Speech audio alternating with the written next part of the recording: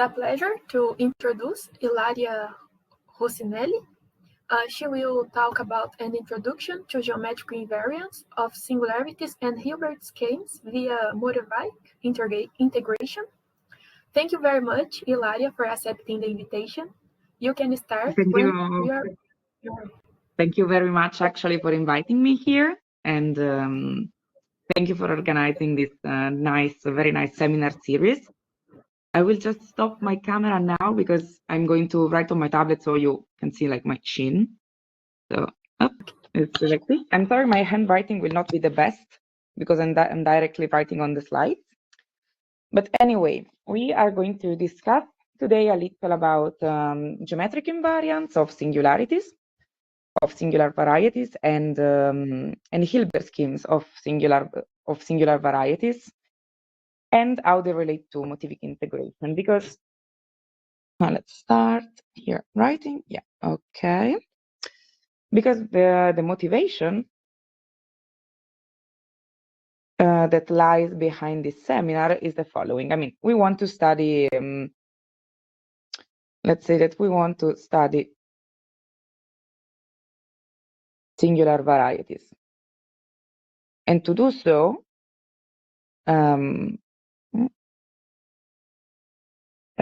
we want to study them through invariants, since this makes things a bit easier.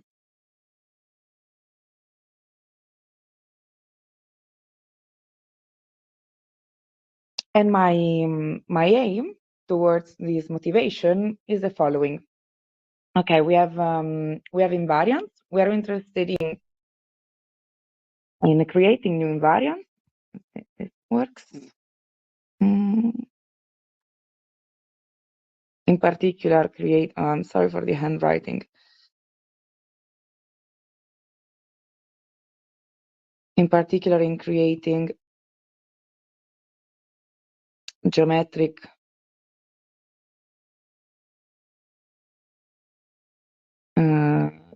invariants,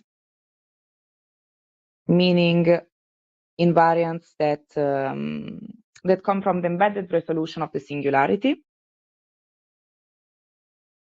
So let's just say, to remind this ourselves, resolution here.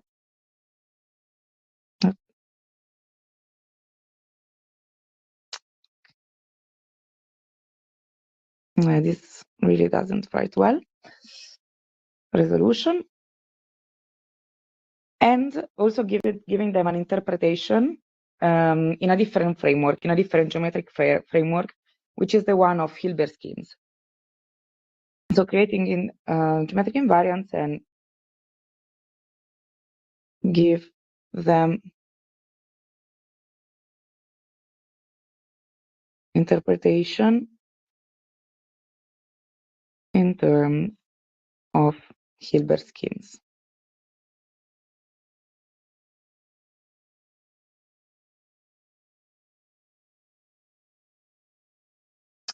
And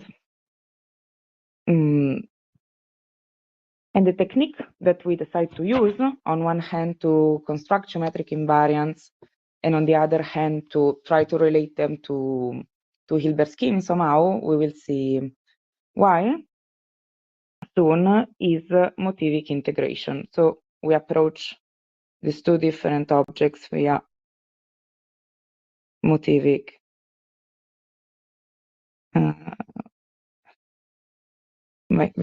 integration. Why is that? We will see, not exactly see, but it is more, let's say it's more immediate to say that motivic integration is a particular integration technique that really creates some, let's say we will see that they are really integrals, create some quantities that have a deep geometric meaning.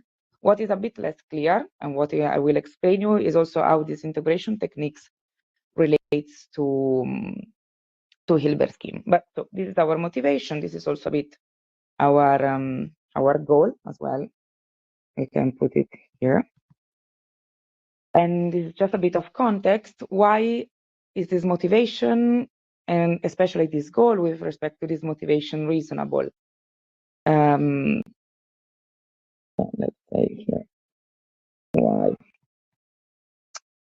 The idea of actually studying singularities through invariants and also using motivic integration are things that are pretty, let's say, pretty classic, pretty established.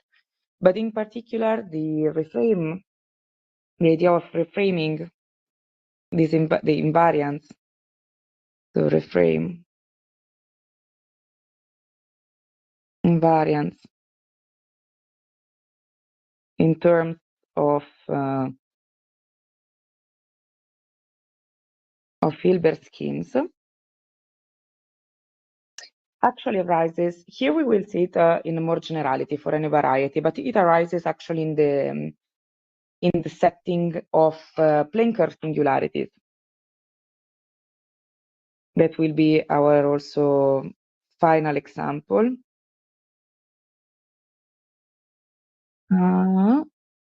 This is too many annotations, so I need to change page. I was saying from plane curve singularities. Here I'm not giving you any details, just a reference if you're interested. There is a set of, let's say, theorems and conjectures, in particular one conjecture by Oblomkov, Rasmussen, and Schender, that predict that indeed Hilbert schemes can be used to, let's say, rewrite, indeed reframe some polynomial link invariants, of the link that you associate to a plane curve singularity. So this is enough with motivation, and unless you have some questions, we can move on to the background, because there are a lot of objects involved. And in particular, we will start with the background in motivic integration. Okay, so motivic integration. Okay. This was this theorem. We can say that there are two main references for this. Historically, this was first developed by Kontsevich in the case of smooth varieties, and then extended by Denef and Lausanne to any variety. We will always work from now on over K and algebraically closed field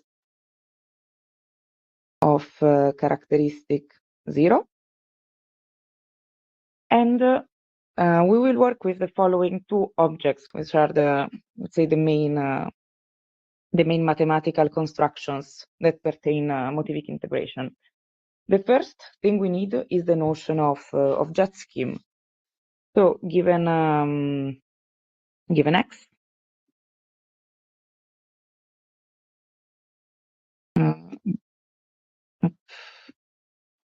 if we consider X a variety over K, for any K, this is like little k bigger or equal than 1, we define its K-jet scheme that we denote by xk as the K scheme representing a certain functor that I'm going to define for you now as the scheme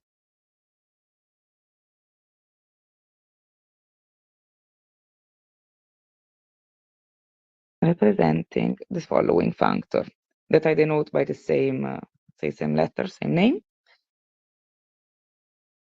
So we can work with schemes or varieties, is the same. The set that in particular to a variety Y associates a particular set of morphisms. So the home set in schemes of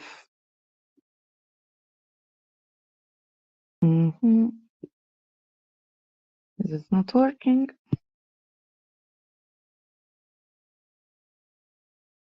Y over K.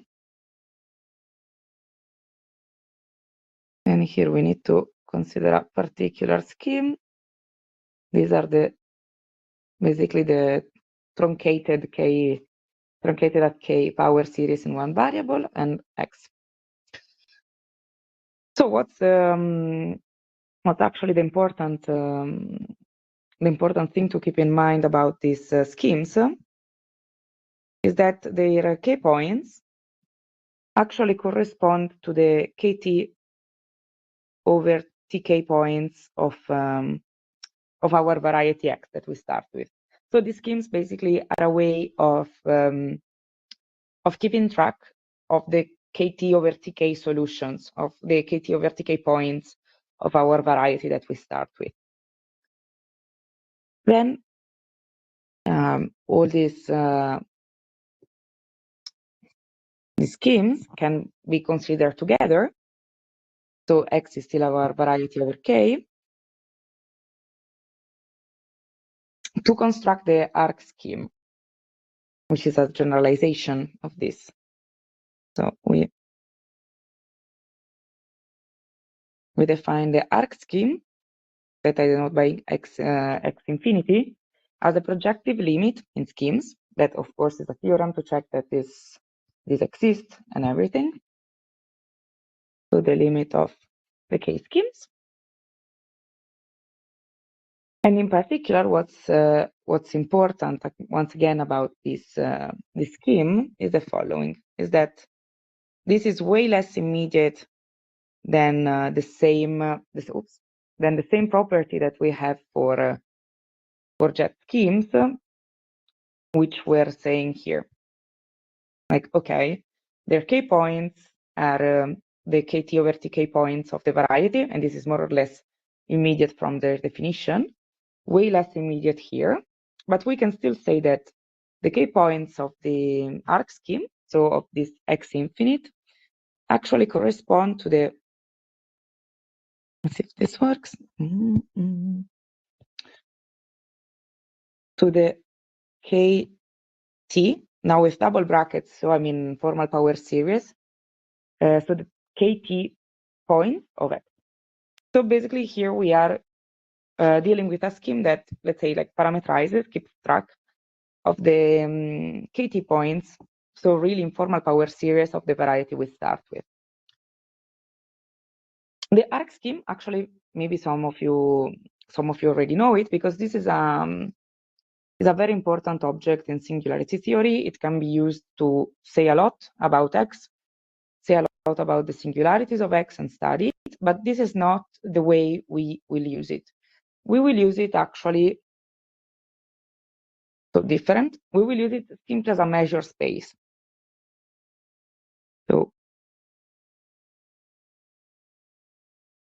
because I told you that we're going to deal with motivic integration, so we need some measure to integrate with respect to that. So, used as a measure space. All right. To construct this measure, I need to recall what the Grothendieck ring is. That maybe is a bit, again, less common notion. So we simply denote by k0 where k the Grothendieck ring of varieties, which basically is the free abelian group generated over isomorphism classes of varieties, of k varieties. So this doesn't work anymore. Here it does. Okay. So is the free abelian group I told you over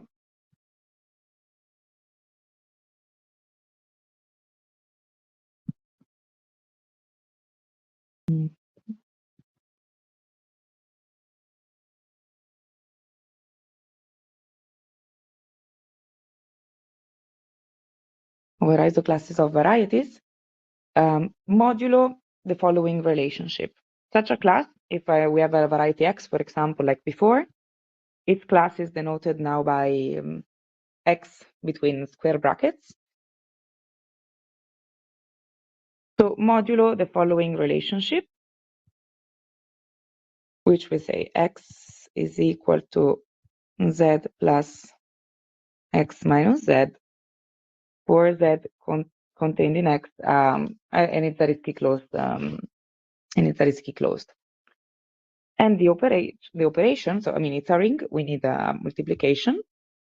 It's simply defined as follows. If we have X and Y two varieties, the product of their classes is simply the class really of the product of the two varieties. Okay. In particular, then this is just notation. And when I say motivic class, from now on, I mean an element of this ring. A motivic class is a certain isomorphism class of a certain variety, seen as an element of this ring. So we denote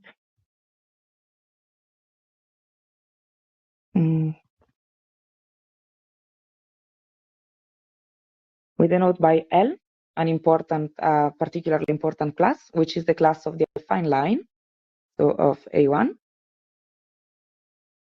and by M0, just a bit of a shorter notation, the localization of this ring, so K0 over K, at this element, at the line. We need to localize because we need inverses of this L, of this motivic class, to define the motivic measure, which is what I'm going to do exactly now.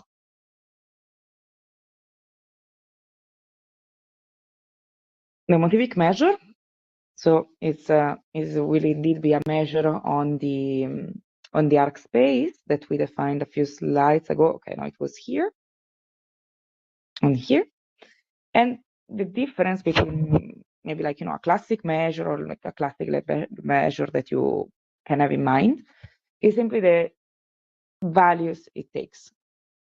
Because indeed, the motivic measure will be defined as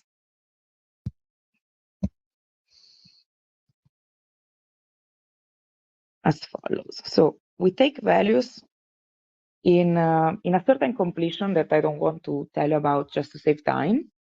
In a certain completion, now we will see why we need a completion of this ring M0 that we just defined.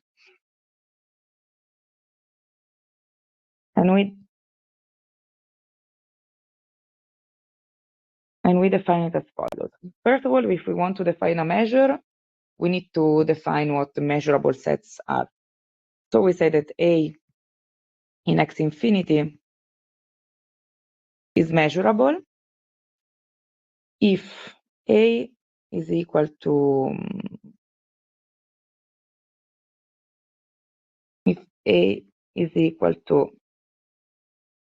I'm going to tell you what is what. CK inverse minus 1 of CK. So it's the preimage of a certain CK. And what is CK?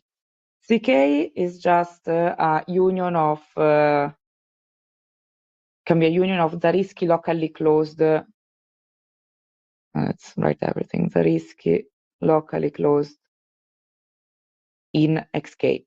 So it needs to be the preimage of something coming from jets. So the jets of the variety X. And this PK is simply induced by the truncation, from KT to KT over TK. It's the map induced at the level of functors and then representing schemes. Okay, and then for a measurable set, we define its measure. We define mu of A as the limit for n that goes to infinity of Pn. Pn follows the same notation. So now we have something in arcs that we want to measure. To measure it, we truncate it because we apply Pn modulo, over some corrective term, which is the work. The dimension of x.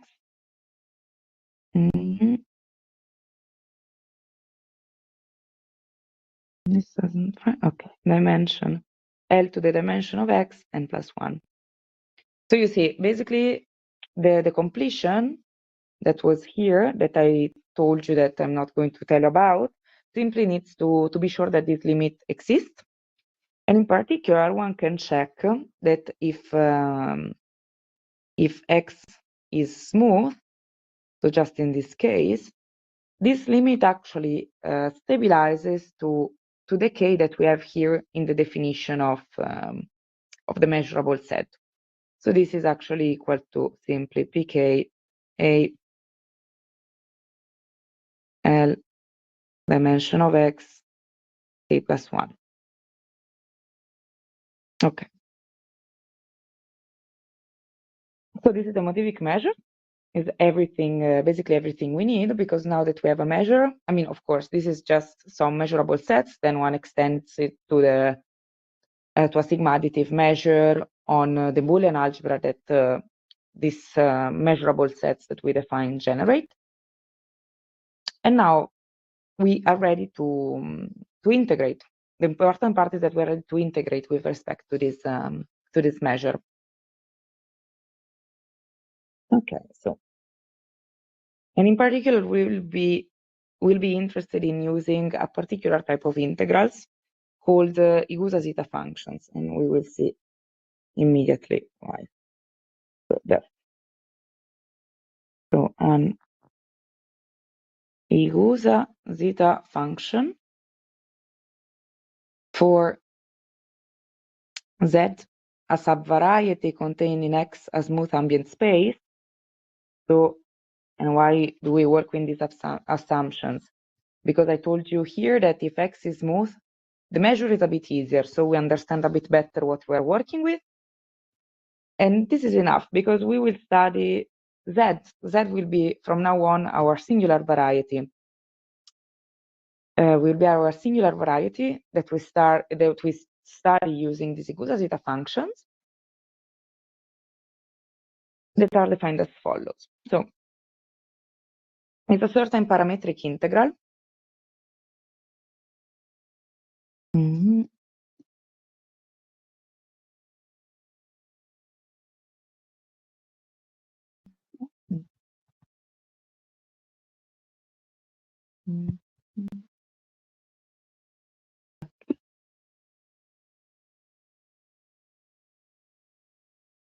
So this is our measure.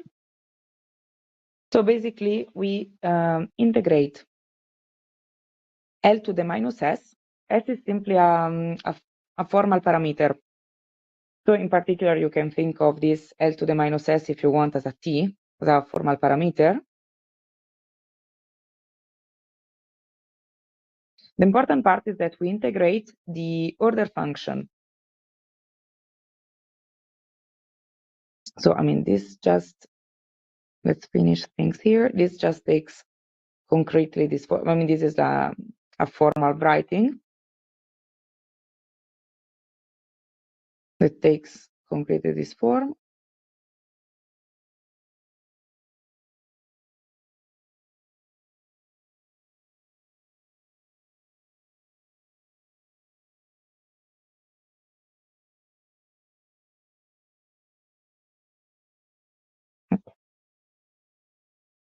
So we are dealing with this kind of series.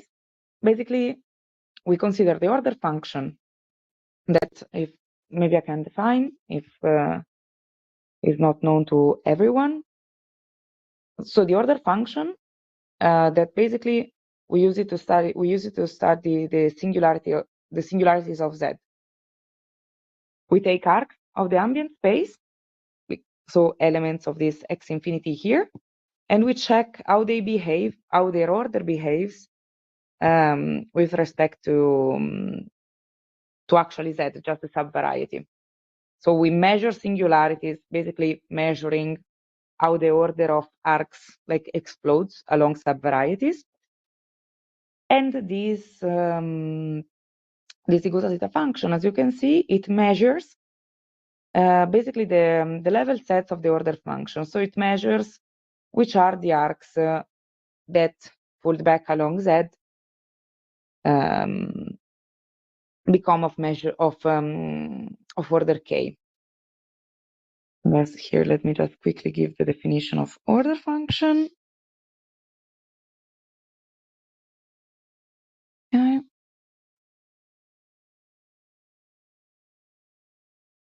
So given a gamma in x infinity, this is defined as this infimum.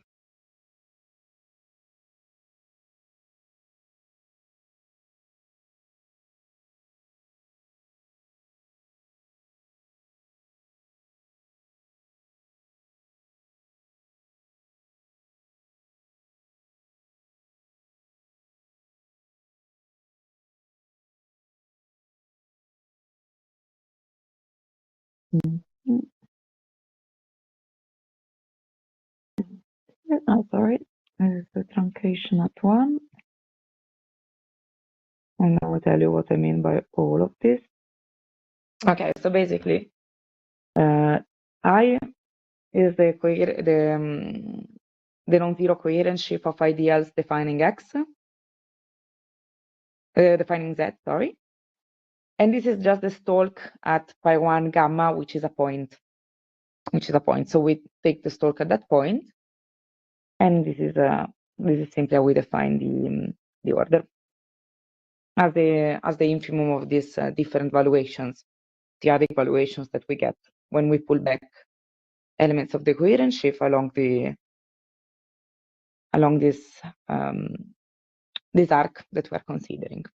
Okay, so these integrals, these parametric integrals, this strange-looking series, will be our main object of study, because we will move them between Hilbert schemes and embedded resolution of singularities, even if it really doesn't look like neither of those. Okay, but we now have everything we need about integration. The only remaining background that we need are Hilbert schemes, and then we can move on to the actual results I want to tell you about.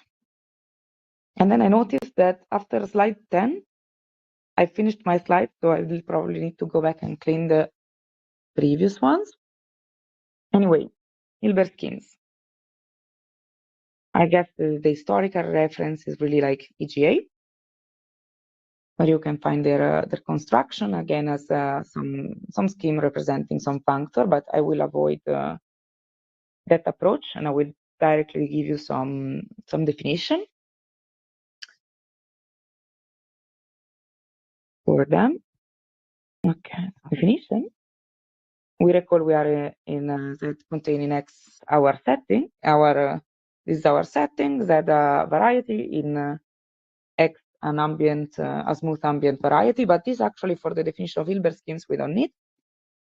So we take just that any K variety, and for any N we define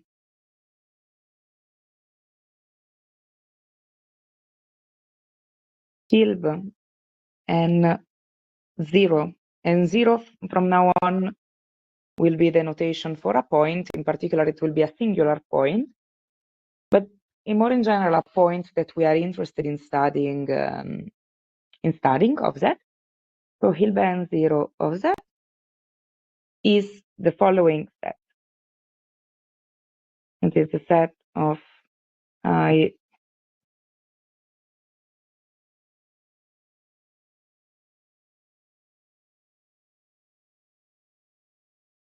the set of these ideals such that their length dimension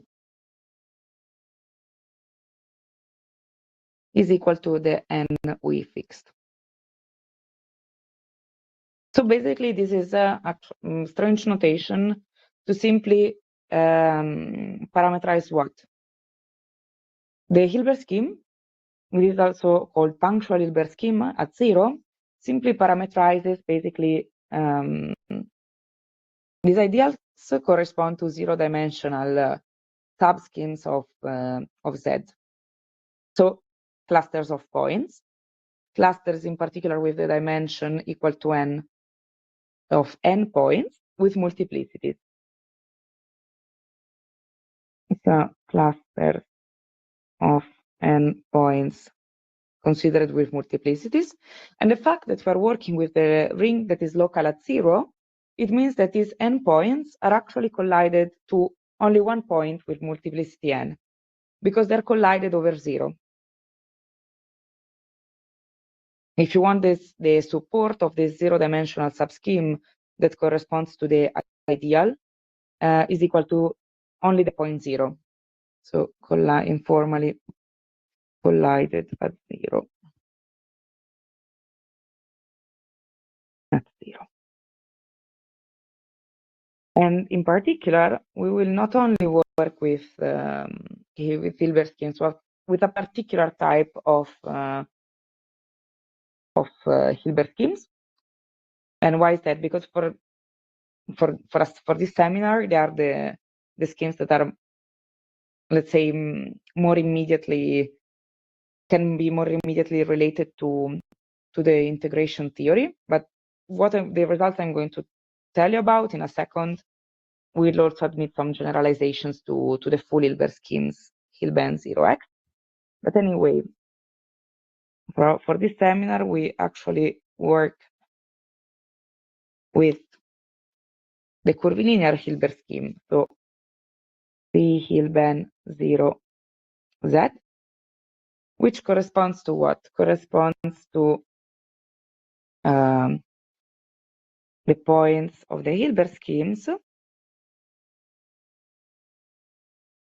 for which we can control this quotient here even more. So these are the ideals in Hilbert 0z such that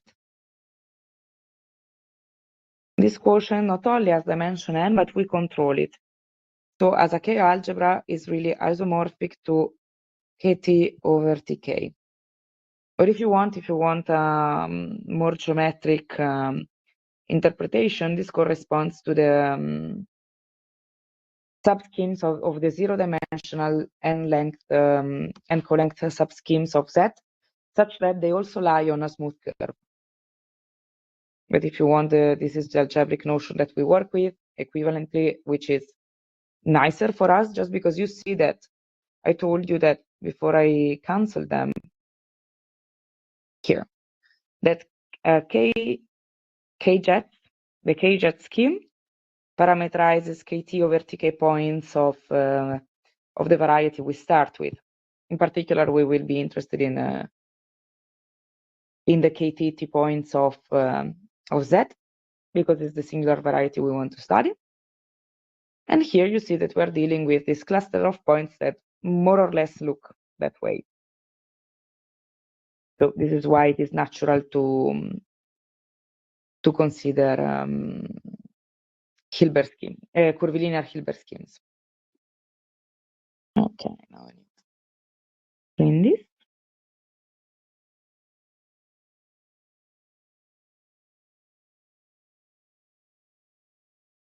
Mm-hmm.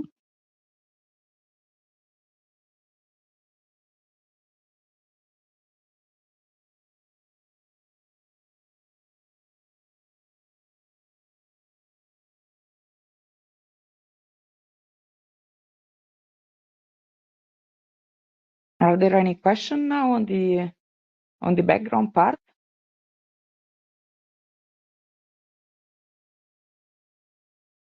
Okay, if not, we can move on to the actual presentation of the results that I want to tell you about. Because, okay, recap, we still have the title. So I told you, motivic integration, it means that now you know what we mean. It means that we work with Igusa zeta functions.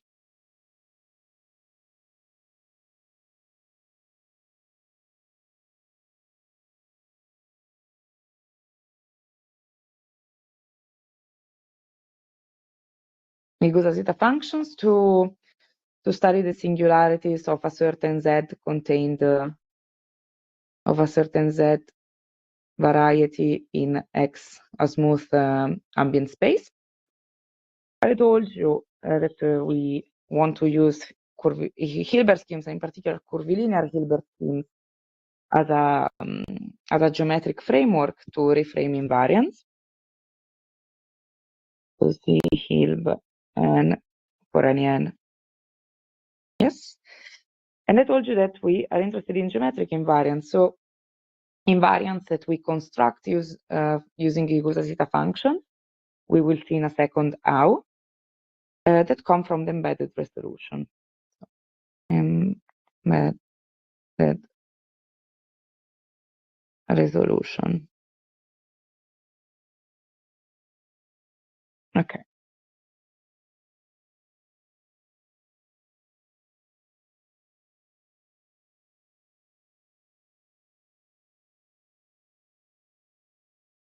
So the first theorem that I want to present you is basically a connection between this object here, C Hilbert, and this object here. So it goes as a function.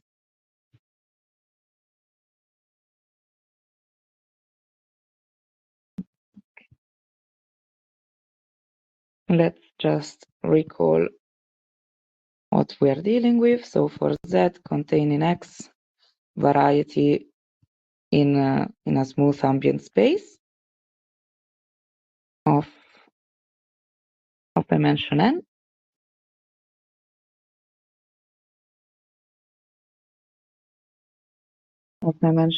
we have the following.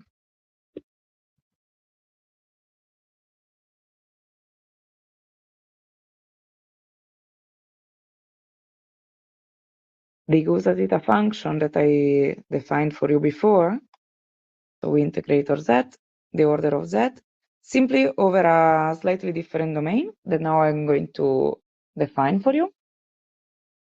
This is equal to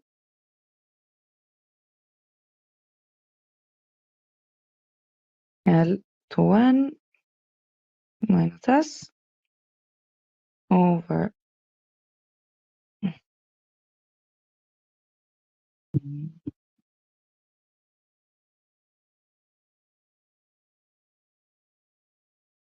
Ln S L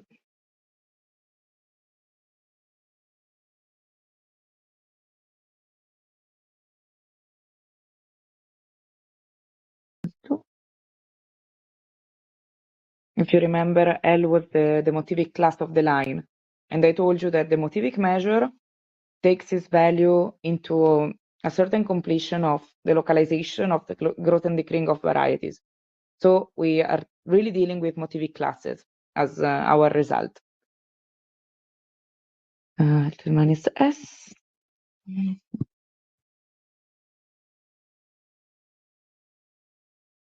And QZ. So now I tell you what QZ is. Minus N plus 1 for. I told you that I want to relate this integral with Hilbert schemes. And QZT is indeed the generating series of motivic classes of curvilinear Hilbert schemes. So it is the sum over K bigger or equal than 2, because 1 is not that important for curvilinear schemes. Okay, of the motivic class of C Hilbert K 0 Z times T to the K. This is just a variable. You see that here the variable is substituted by some power of the motivic class of the line. So L to some power. And I still need to tell you what the domain is. I need to go on a new page because I'm over.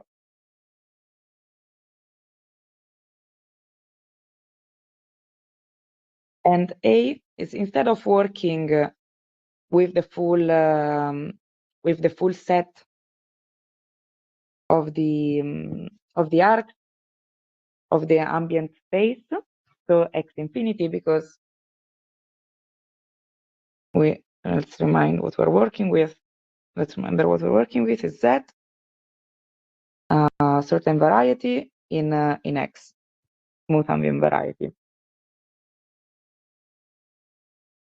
So this is equal to a certain subset.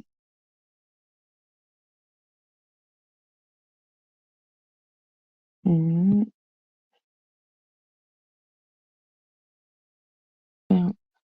0 minus 2 minus 0. So we're working with a certain annulus of arcs of x. If you remember, the pk notation is the notation that I use before I delete it. It is here for the truncation maps. That's this one here. Okay, so this is a first result that I wanted to tell you about, that we're able to relate a certain Igusa function with curvilinear schemes. Now, you can still see from the title here on this slide that, okay, we created the relationship between Hilbert schemes and motivic integration, but we want to deal with geometric invariance. So some invariant that comes from the embedded resolution of the singularities of Z, in order to really study it. And this leads us to the second theorem that I wanted to present you. I just need to clean up.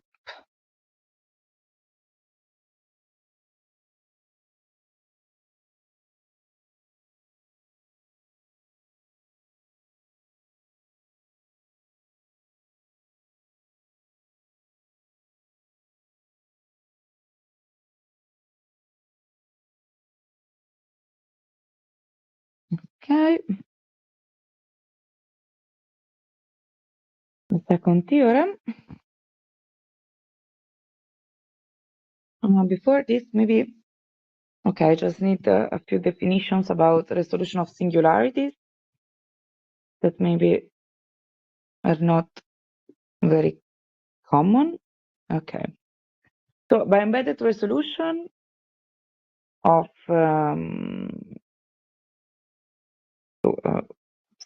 we consider pi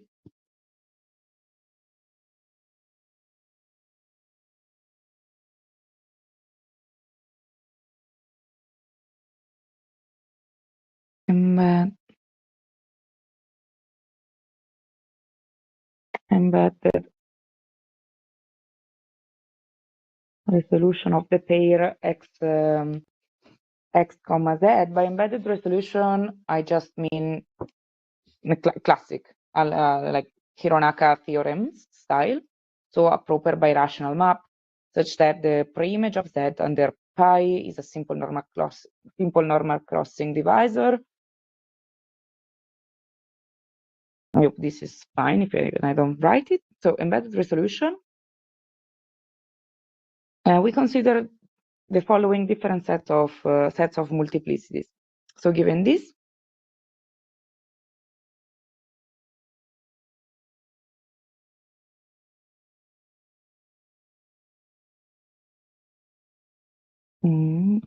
work.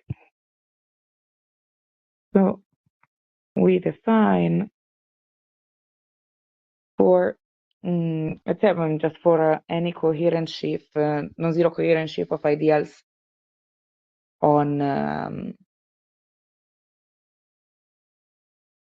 Y, we define its multiplicity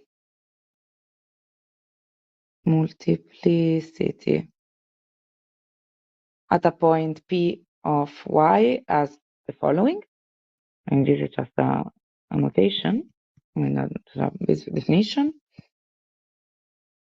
And the multiplicity P is the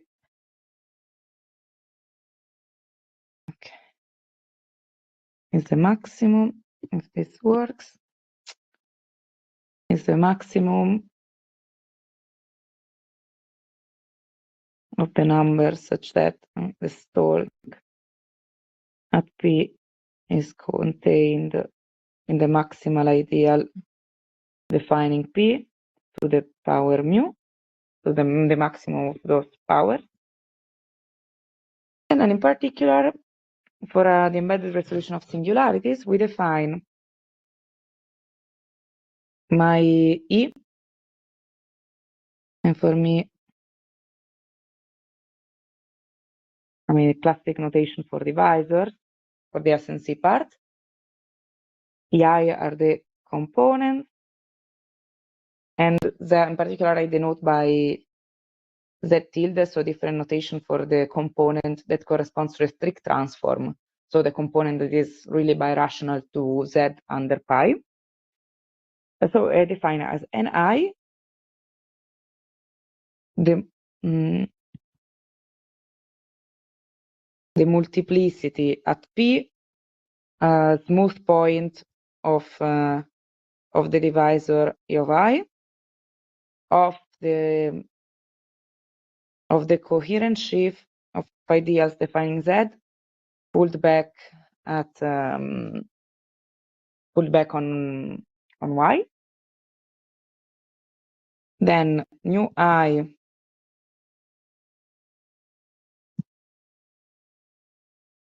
as the multiplicity, same at a smooth point of the divisor E of I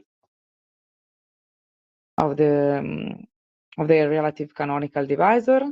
So, and then by Mi, the multiplicity, same type of point, so smooth point of E of I, but this time not of Z, but of the coherent shift corresponding to 0, once again pulled back on Y. So this is the set of multiplicities we're dealing with. This is classic set of multiplicities. This is a bit less, but we needed to deal with integration. You will see in a second how.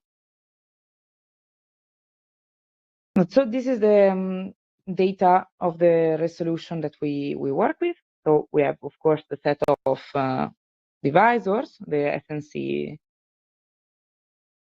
SNC3, and then all this numerical data that we attach to it. And this is needed to state this second theorem that I want to tell you about. See if this all goes. Okay.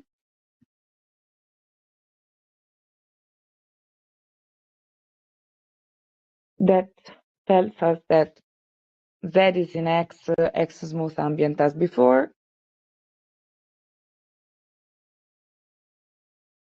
Following the notation of this definition, so these are the numbers we work with, these are the divisors we work with for an embedded resolution of the pair X, Z.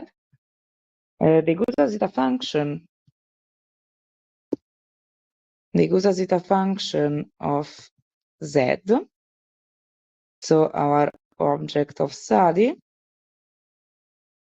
admits the following rewriting in terms of the resolution. So 1 over L, 1 over L2 times L n minus 1 times a series that I write here downstairs. 1 over L n I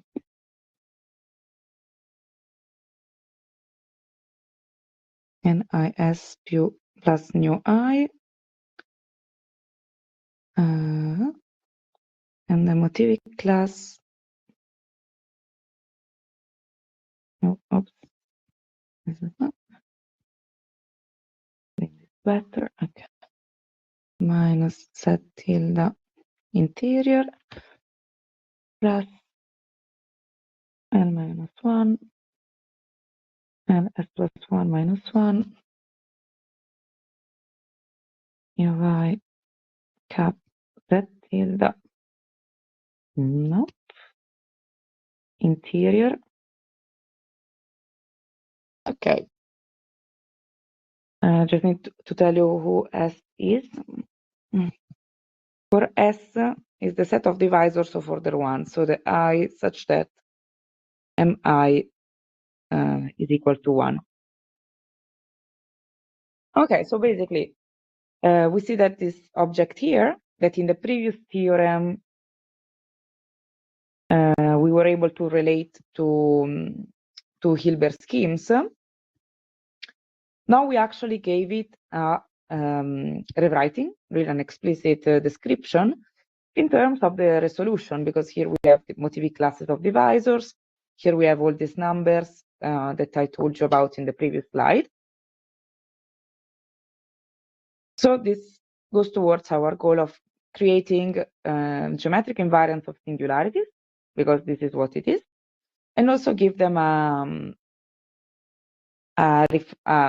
interpretation, reframe them using Hilbert schemes, which is what we do with this first theorem here. Now, just to conclude, I want to just tell you something very, very quick about plane curve singularities that might be interesting for the audience of this seminar series. I'll just clean this. What's interesting about plane curve singularities is that, first of all, their resolution, their embedded resolution is very easy, because we know that the divisors are basically only P1s. So also all this intersection and complements that we take here in this formula actually become very easy to write, while it is not the case in general. And moreover, so we have that, this is just the last comment about plane curves. We have that the resolution is easy,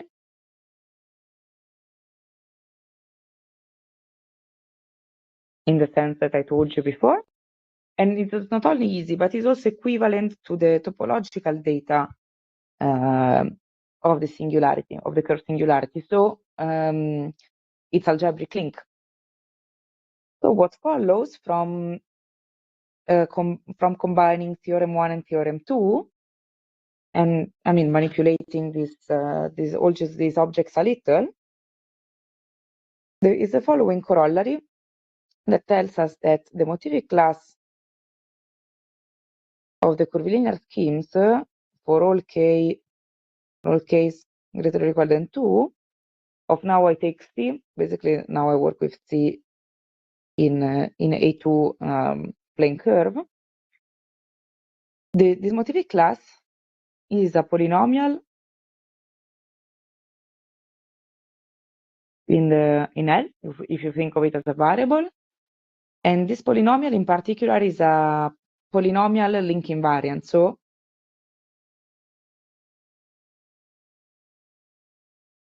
and it is also what is called a quantum link invariant. So we are really dealing with singularities and their invariants just from a different viewpoint. We constructed them using motivic integration, and we're reframing them using Hilbert schemes. So something slightly different that might be able to give us different information. And I stop here. Thank you for your attention.